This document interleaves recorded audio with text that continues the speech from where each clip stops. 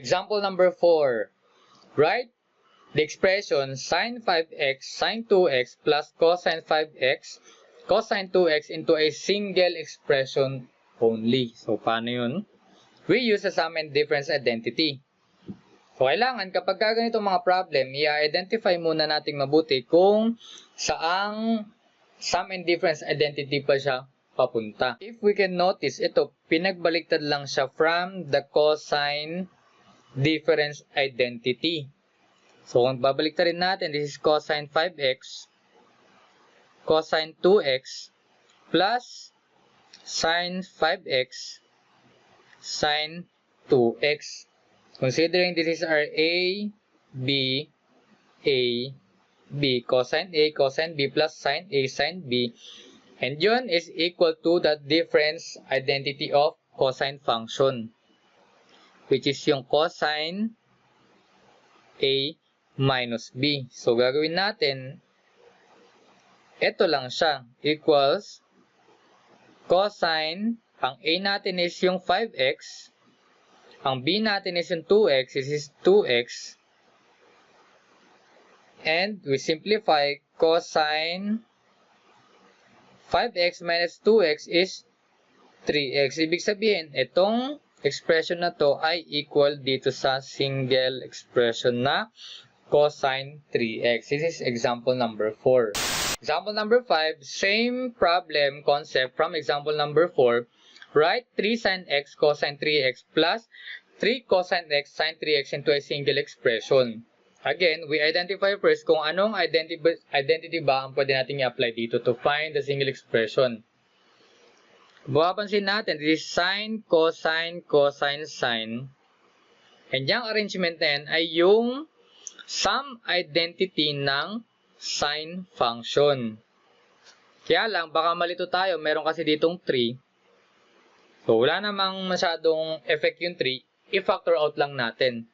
Rewriting, this is 3 sin x cosine 3x plus cosine x sin 3x. Ang ating A ay yung x, B is 3x, AX, B is 3x. Ngayon, pwede na natin siyang i-applyan ng sum and difference identity. Yung sum identity ng sine function is equal to 3 sin A plus B. Ang A natin is x. Ang B natin is 3x. Ayan. And then we simplify. This is 3 sin x plus 3x is 4x. Ayan na siya. And simplify ulit. This is 3 sin 4x. Ito na yung ating single expression. And this is the answer for example number 5. These identities from composite angle formulas, pwede rin natin siyang gamitin for verifying identities or for verifying trigonometric identities. So, let's take example number 6. Our last example, tangent theta plus pi is equal to tangent theta. I-verify natin itong identity na ito. So, paano gagawin natin? One hint na agad natin, this is tangent function and meron plus dito, addition of angle. So, this is sum identity of tangent function. This is A.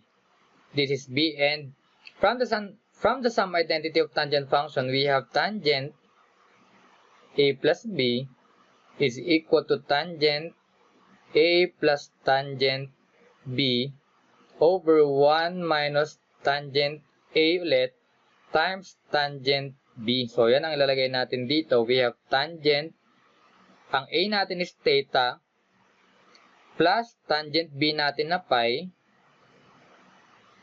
over 1 minus tangent A na theta, times tangent B natin na pi is equal to tangent theta daw. So, paano mangyari? We simplify. Tangent theta, as is na yan, tangent theta, plus, ang exact value for tangent pi natin is 0. So, this is 0 na. Over 1 minus tangent theta times tangent pi natin ng 0 value is equal to tangent theta. So, wala na to, cancel na to. This is tangent theta over 1 equals tangent theta.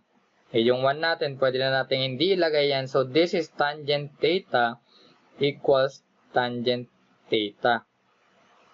One application of sum and difference identities is for verifying trigonometric identities. And this is example number 6. And that's all for sum and difference identities. Please like and share. Thank you for watching and see you on the next video.